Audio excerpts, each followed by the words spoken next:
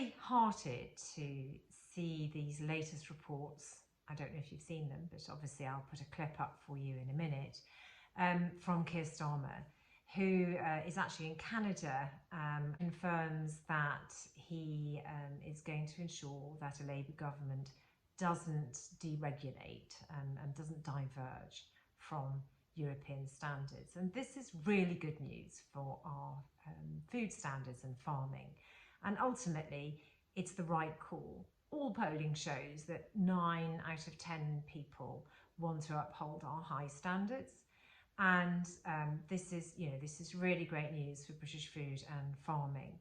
And it really means that in the long run, this whole dilemma with the checks that have been put back can be solved potentially if we can in some ways get a better alignment with European standards and ensure more of a level playing field within our own country, which is obviously much more preferable than allowing a whole load of deregulated goods to come in.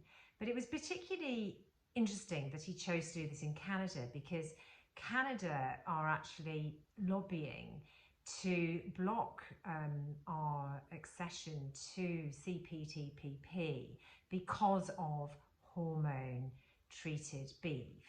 They want to force the UK into accepting hormone fed beef.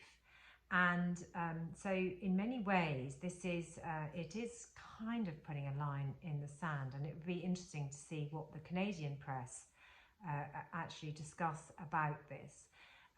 But from our perspective, from the farming perspective, this is very good news. And here is the clip.